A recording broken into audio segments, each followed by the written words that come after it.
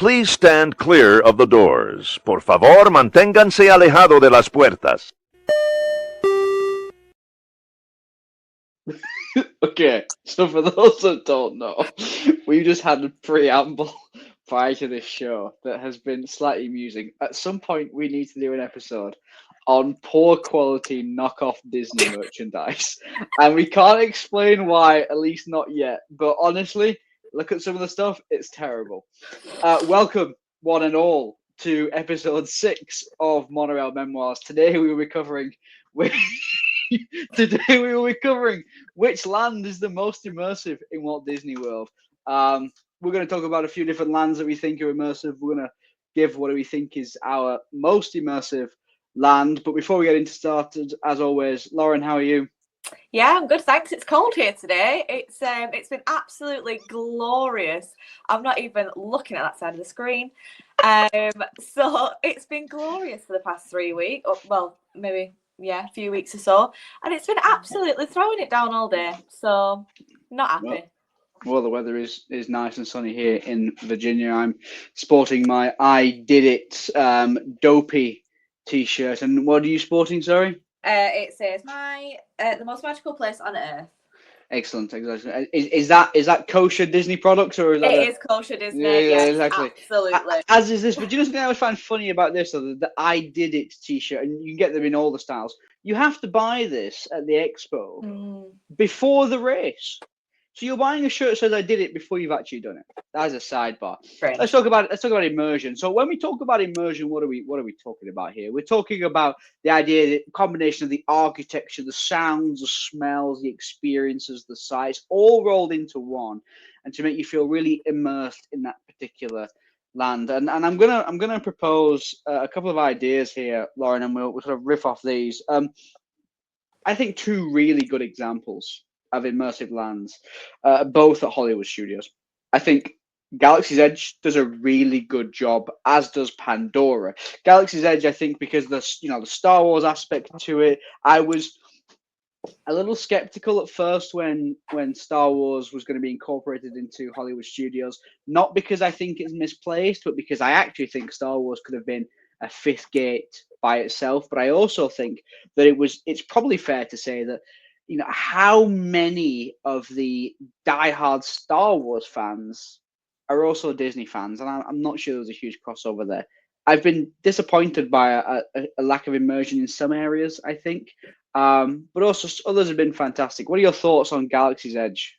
Yeah, so as you've probably known from our previous episodes, that has never watched Star Wars, I do like it for immersion. I do feel like I'm there on Batuu, all that sort of stuff. It's great. And for someone who doesn't watch it and doesn't understand the world, I do still feel a part of that. It's not kind of alienating for those who have never watched Star Wars. It is quite accessible, I find. Obviously, Cameron, you've watched Star Wars and you really enjoy Star Wars. You quite like it as a franchise. And I would say that we would get the same amount of, kind of pleasure from it, should I say? And I don't feel like I'm missing out on anything as a non-watcher. No, that's true, actually, and that's kind of key, that they were able to make sure that those who have no background or knowledge about the Star Wars franchise are still able to enjoy Galaxy's Edge as a land. There's a few really nice, like I said, to be touches. The idea that when you purchase a Coke or a Sprite or whatever, firstly, it's in what looks like a little grenade is the shape of the bottle, but also it has writing on it that is no language of this earth, because it's supposed to be the language used in Batuu. So I think that is really immersive in that sense. I do think that there are a couple of elements that could be done better. Ogre's Cantina, which is a sort of bar themed to the Ogre's Cantina. I've been in before, a little bit disappointed. I didn't think there was much in the way of theming, but if you're interested in blue-colored milk and other random drinks, then actually you could argue that it is. Galaxy's Edge on a whole, I think, has done a pretty decent job. And then another part of Hollywood Studios, I think, has done a decent job is Pandora. Pandora, I think, has done well. Do you enjoy the Pandora films, Lauren? Absolutely not. Yeah, Avatar is not something that I've really got on board with. I think I watched the first film once, didn't really understand what was going on, didn't really understand the whole premise of it. Yeah, come at me, you will. And I've never watched any subsequent either. So I do feel a little bit more alienated in that land than I do Star Wars, interestingly. But I do really enjoy the level of detail that the Imagineers have gone to in that land. And again, as a non-watcher, really, I do understand what's going on around me, and I do quite like how pretty it is. I probably don't understand all of the references and, oh, that's from the film, and oh, remember when this happened in the film, they put that there. I don't get that from there. For me, it's pretty and nice and well done. That's a good reason as any. It's pretty and nice. Yeah, I agree. I think in terms of architecture, in terms of the physical set, I think it's really impressive. There's not much in the way of like cast interactions that I think could tip it either way, but I do think that it is a impressive physical set. The rides themselves, I mean, Navi River Journey is just awful. Yeah, I would. This purpose of this episode is not to talk about the worst rides in Walt Disney World, but if it was, it would be in my top 3. Navi River Journey is terrible. It is Little Mermaid with an hour wait and then one animatronic at the end that's worth about $1 million. Well done, hip hip hooray! I just don't get it. But Flights of Passage is a really good attraction, and I think Pandora as a land does a really good job to be immersive. When people talk about lands, though, most often the first thought is the Magic Kingdom lands. And Lauren, what do you think about how Magic Kingdom divided into these lands and what the modern day interpretation of these compared to Walt's original vision? Yeah, so I do get it. I do get the need to, have it kind of the main hub and then sectioned off into lands. I do like it. It gives you a little bit of variety. I get it, but again, they're looking a little bit tired. Tomorrowland is not tomorrow at all. Tomorrowland is what tomorrow may have looked like back in the 60s and 70s, so I do think that they aren't as immersive as the newer lands coming up. Obviously, we've discussed Star Wars and Pandora, and obviously they are super duper immersive. You definitely know you're there. The sounds and the smells and the sights and everything makes you feel like you're transported into another world. However, the lands in Magic Kingdom, as much as I love them and they're nostalgic and all that sort of stuff, they don't really immerse you in the way that I think they probably were hoping for.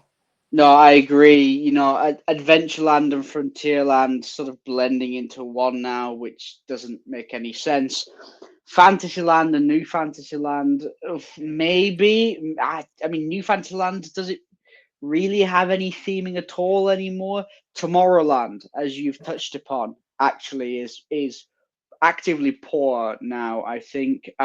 Still has the best ride in Walt Disney World in the Carousel of Progress, and the People Mover is good fun, but I'm not a huge fan. As a sidebar, and as I sent you this photo last time I was in Walt Disney World, I did manage to get 818,000 on Buzz Lightyear Space Ranger spin, which is the possibly the highest score I ever got. I'm not sure, but it was a pretty good effort nevertheless. Tomorrowland is just not a thing anymore. You've got the empty hall where Stitch's Great Escape used to be. You've got Monsters Inc. Laugh Floor, which, whilst a decent crack, is nothing to do with Tomorrowland. You've got that huge wasted space at the back for a stage where there's some decent toilets behind it. It's not there. I do have a question though.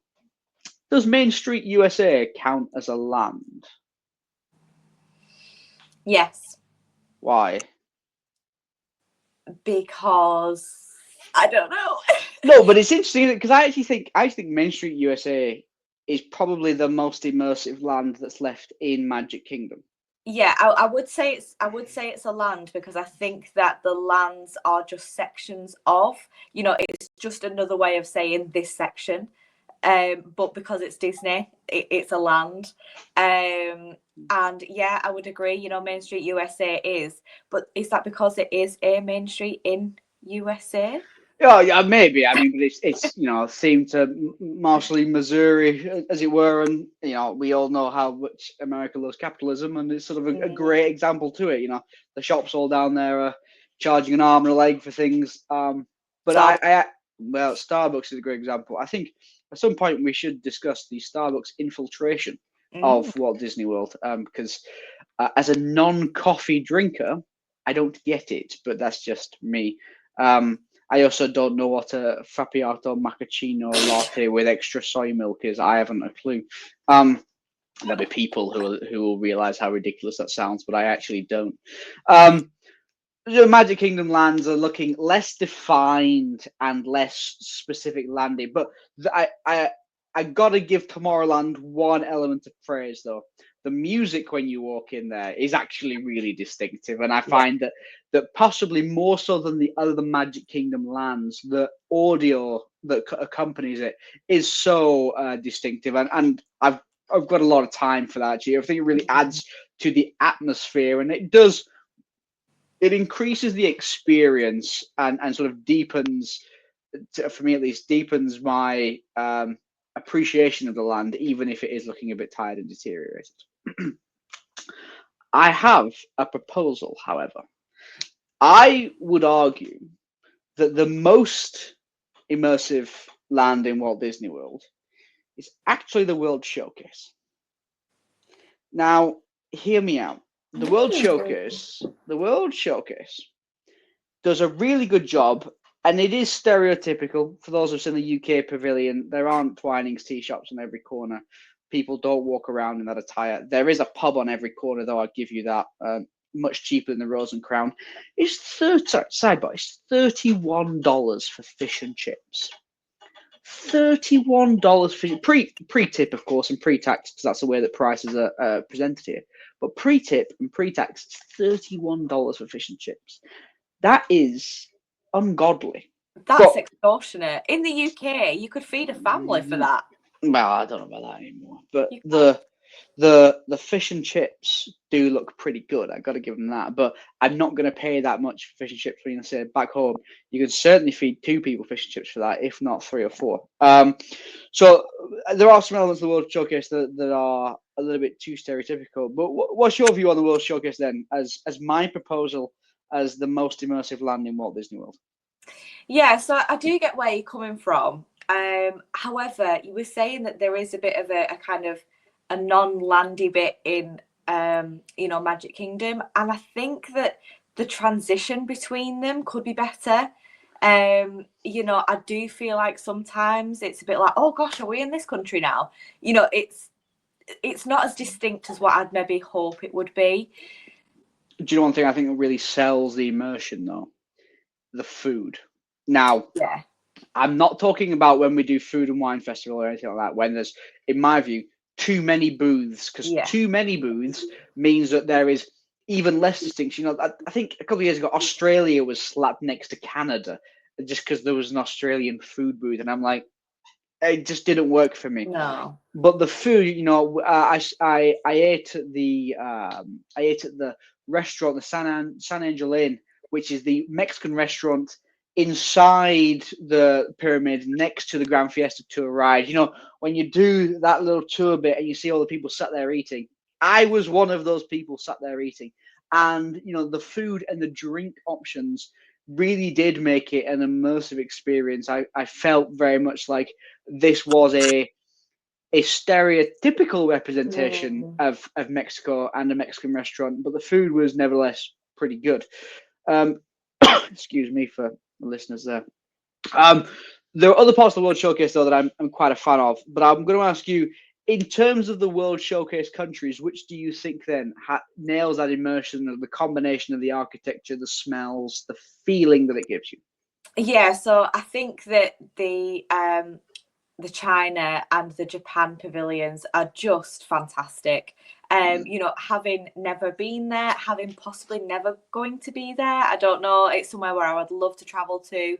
It gives me that little taste. It gives me that little, a sense of being there.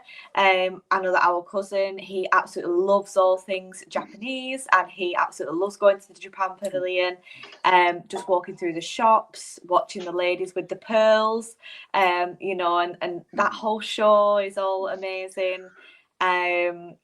And you know, kind of going to the back with the food and everything. I do really, really enjoy it. I also really like the Morocco Pavilion as well. I think that is really immersive. And something interesting in the main kind of area with all the tiles, all the mosaics. There's a part of it that is imperfect, because in their culture they believe that nothing can be perfect other than God. So whenever they do anything, whenever they make any architecture, they always have to make perfection, because nothing can be perfect other than their God, which I think it is. I've learned something today, so that is a great fact. Yeah, Morocco is very immersive, and I do appreciate it. I think Mexico's pretty good, but perhaps that's because it's an enclosed space that you know, really defined boundaries in terms of everything that's done inside the pyramid style structure. I'm quite a fan as well, though, of Canada, but of course, I also appreciate that's not an accurate representation of Canada at all. Just like Germany is a very stereotypical Bavaria part of Germany approach, you know, Bavarian, even to a certain degree, the Austrian border as well. Having been skiing down there before now.